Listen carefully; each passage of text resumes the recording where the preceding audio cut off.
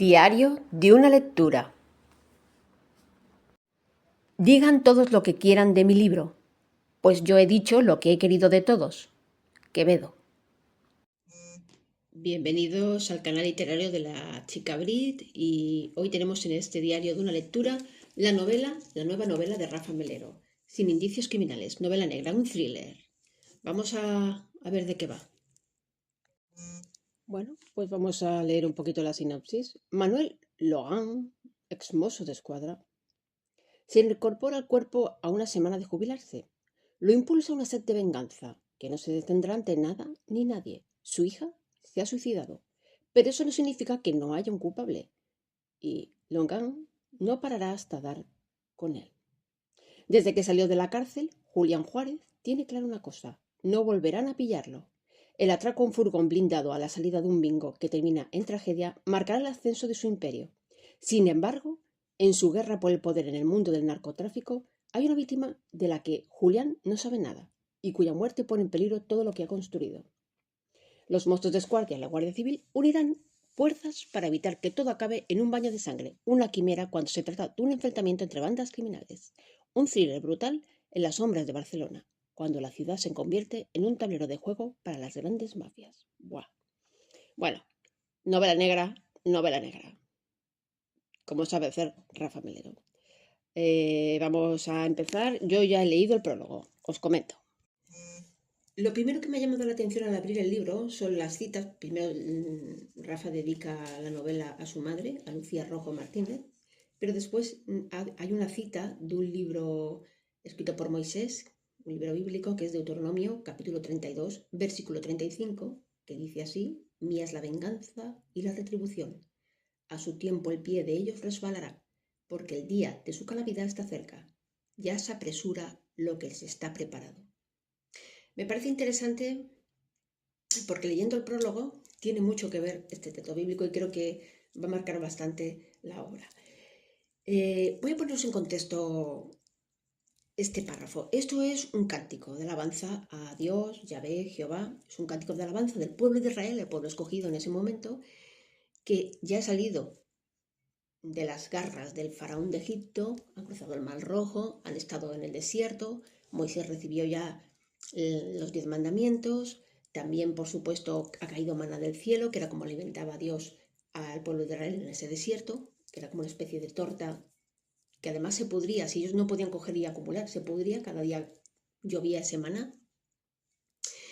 ¿Y qué sucedió? Que ellos fueron castigados por Dios a vagar 40 años por el desierto porque incumplieron muchas normas de él, entre ellas la adoración a falsos dioses o dioses hechos por la mano de ellos mismos, como fue el becerro de oro, que por cierto ahí es donde Moisés quedó paralizado.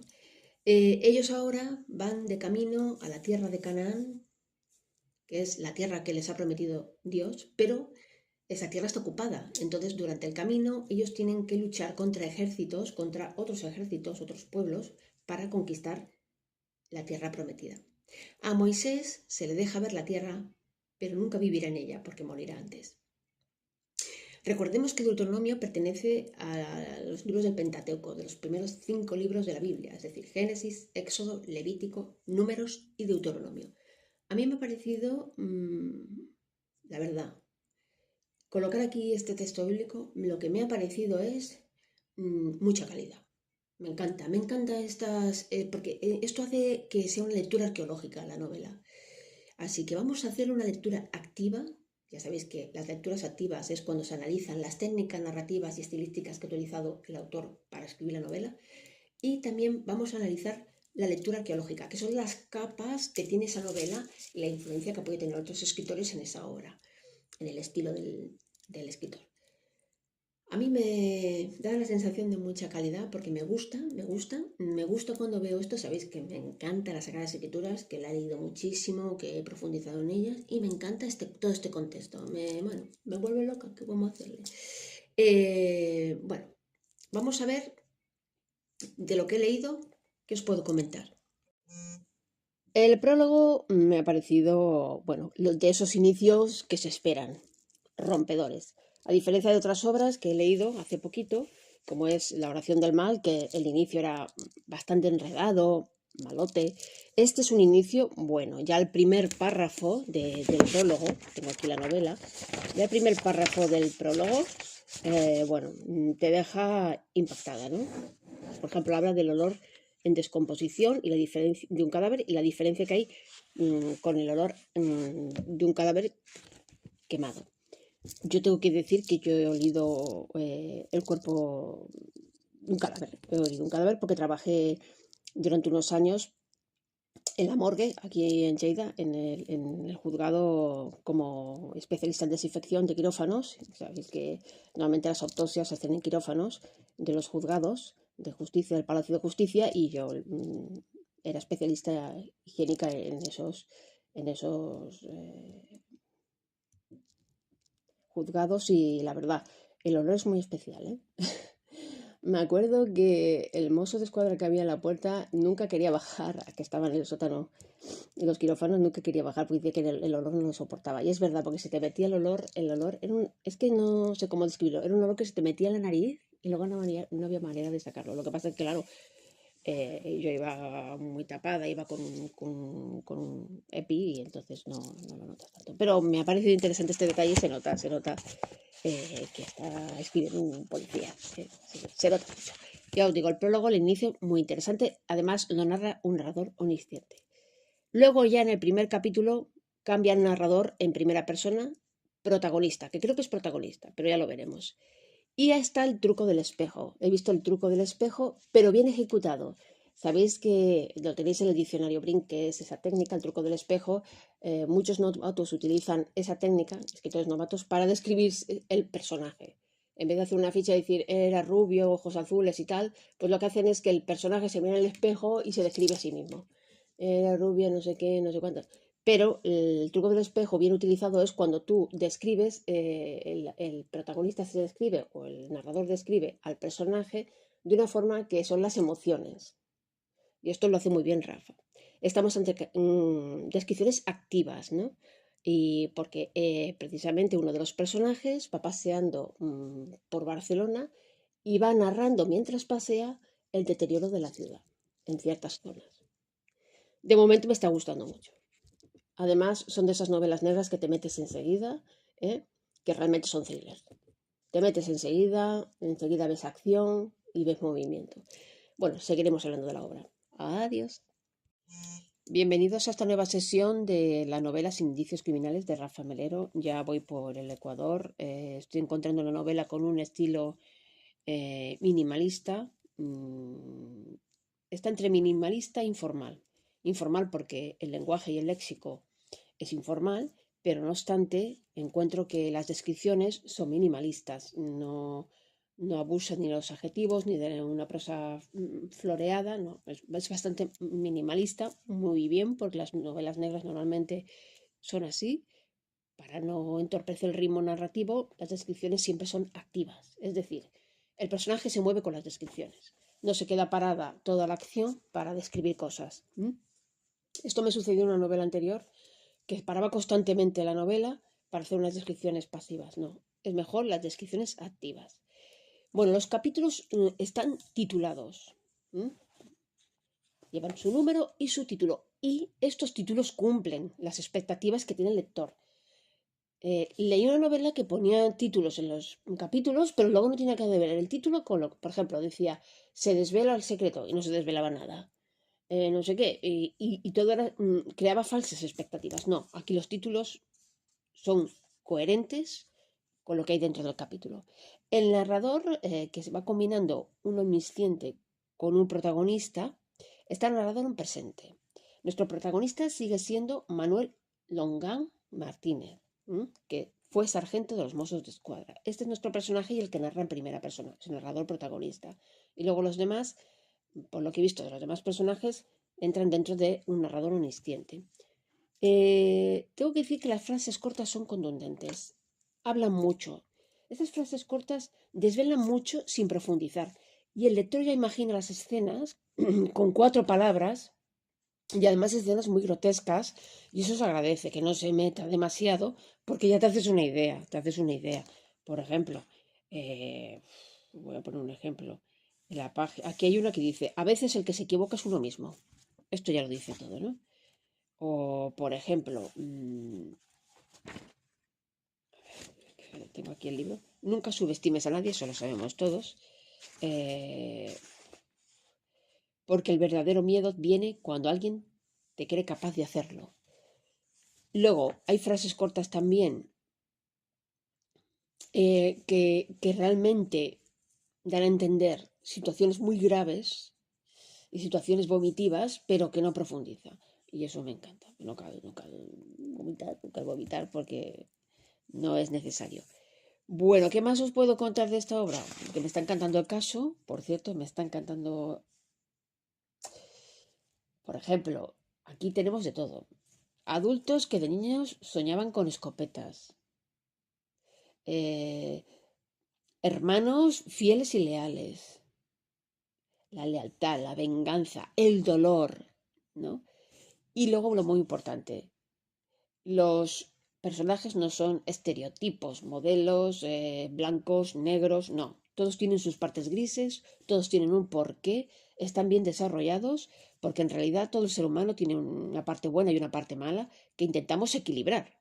Pero cuando no está equilibrado, tendemos a ser malos y tener mucho tanto por ciento de malos que de buenos. Nadie es blanco o negro, ¿eh? Nadie es blanco, no nos engañemos. ¡Ay, qué buenísima! No. Y siempre recuerdo unas palabras de Jesucristo cuando uno de sus apóstoles le dijo, buen maestro. Y, y Jesús, ¿sabéis cómo le respondió? Nadie es bueno, excepto el Señor. Es verdad, nadie es bueno. Todos tenemos nuestra parte negra, oscura, que intentamos controlar y que para que no se nos desvíe, no nos domine, pero todos tenemos nuestro lado malo porque todos sentimos la rabia, el dolor, la venganza, la frustración, todo. El que diga que no, miente. Seguiré leyendo, estoy en el Ecuador y me está gustando mucho el caso. Y bueno, seguiremos hablando. Adiós. Bienvenidos a esta nueva sesión. Hoy quiero hablaros del truco del espejo que ya mencioné en las anteriores sesiones, que ya había utilizado Rafa Melero en la obra. Pues lo vuelvo a utilizar 2 veces más. ¿Correctamente? ¿Lo hace correctamente o incorrectamente? Vamos a repasar un poquito, esto lo tenéis en el diccionario Brit, por cierto, el truco del espejo. El truco del espejo, da igual el tipo de narrador que utilice este truco, ya puede ser omnisciente, personaje, testigo, da igual, da igual. Incluso el cuasi omnisciente tampoco utilizaría este truco. ¿Por qué? Porque es un truco añejo, rancio y es una señal de pésima literatura. ¿Por qué? Pues porque se está utilizando este truco para hacer una descripción física del personaje. Incluso algunos autores han utilizado el truco del espejo para hacer una ficha, incluso psicológica, del personaje. Y esto es incorrecto. ¿Por qué es incorrecto? Pues porque cuando nos miramos al espejo, ¿qué buscamos? Imperfecciones. No nos detallamos nosotros qué guapa soy, qué color de ojos tengo, qué pelo tengo. Es que esto no lo hacemos en la vida real. Cuando nos miramos al espejo por la mañana, pues queremos quitarnos las lagañas, maquillarnos bien, si nos hemos excedido en el maquillaje, repasarlo, colocar bien la corbata o la camisa, el cabello, ¿no? Si está bien puesto los pendientes, si nos han salido muchas arrugas, es lo que haríamos. Entonces, ¿hay una forma correcta de utilizar el truco del espejo? Sí, sí hay una forma correcta, porque para hacer una descripción de un personaje hay otras formas de hacerlo. No se necesita el truco del espejo, que es manido y rancio. Hay otras formas. Incluso hay obras que no hay, en realidad, descripciones físicas de los personajes. Ni siquiera tienen nombre. Hemos leído muchas obras que no tienen nombre de personajes, ni sabemos el aspecto físico que tiene. Pero hay una forma de utilizar el truco del espejo de forma correcta, que es cuando se utiliza ese truco para resaltar algo negativo del aspecto del personaje en cuestión. Se puede utilizar pero sin abusar. No se trata de una descripción detallada del físico. ¿De qué se trata? De que el personaje se ve en el espejo y da una serie de información negativa que hace que el lector visualice las sensaciones, por decirlo así, y bueno, esa sensación anímica que tiene el personaje. Y si no, mirar, para muestra un botón. En la página 92 de Rafa Melero utiliza precisamente, correctamente, el truco del espejo cuando dice el personaje principal: me froto los ojos y sin secarme me miro al espejo. Él ya se está mirando al espejo. Veo las arrugas de la edad y creo distinguir las que son fruto de las penurias de una vida que se ha truncado de repente y sin esperarlo. Punto. Se mira al espejo para ver las arrugas que tiene. Punto. Sabemos su estado anímico, una persona que ha sufrido en su vida. Ya está. Punto. Y vuelvo a utilizarlo con otro personaje y el narrador dice así: se mira un momento en el espejo y escudriña las pequeñas arrugas que empiezan a asomar en los ojos. Poca cosa de momento, pero le preocupan. Es un personaje que depende su medio de vida de su aspecto físico y le preocupan verse ya unas pequeñas arrugas. Perfectamente. Yo encuentro que está muy bien utilizado el truco del espejo. A estas alturas de la novela, que ya voy más de la mitad de la obra, casi me queda una sesión más para acabarla, puedo deciros que ya he podido distinguir que el inicio y deducir que el inicio de la obra está en un tiempo en la novela que es un in media res. Es decir, hay cosas que se rescatan a mitad de la novela. Es como si no hubieran... Tenemos un inicio y es como si hubiera vuelto a empezar la historia hasta llegar otra vez a ese punto. Estamos ante una in media res. Y bueno, os puedo decir que está escrita de una forma tan bien descrita, tan bien escrita, tan bien detallada, narrada en 3D, podemos decir, en 3 dimensiones, porque conforme yo voy leyendo, me siento una rabia, la rabia del personaje, siento esa sed de venganza y siento ese mal humor. Lo estoy sintiendo. De hecho, es que estoy tan rabiosa que me gustaría ver el final para saber si se sale con la suya el personaje principal, pero no lo voy a hacer, no lo voy a hacer, pero estoy, como decimos aquí en Cataluña, nequitosa, nerviosa. Bueno, no tiene traducción esa expresión catalana. Seguiré contando, ya me queda solamente una sesión y os diré qué tal, cómo desenlaza y finaliza esta obra Rafa Melero. Adiós. Bienvenidos a esta última sesión del diario de una lectura de Sin indicios criminales de Rafa Melero. Y ya sabemos por qué tiene este título la novela Sin indicios criminales. Es una novela dura, no voy a engañaros, dura, una buena novela negra. Iba a decir que se ve la evolución del escritor. No, no se ve la evolución porque la verdad escribe muy bien, lo hace muy bien. Yo creo que no puede mejorar más en este sentido porque está muy bien escrita. A mí siempre las novelas de Rafa me han dejado satisfecha en el sentido de las técnicas, de ejecutar la obra, de las sensaciones que transmite al lector. Por lo tanto, creo que es una novela que ha cuidado mucho los detalles.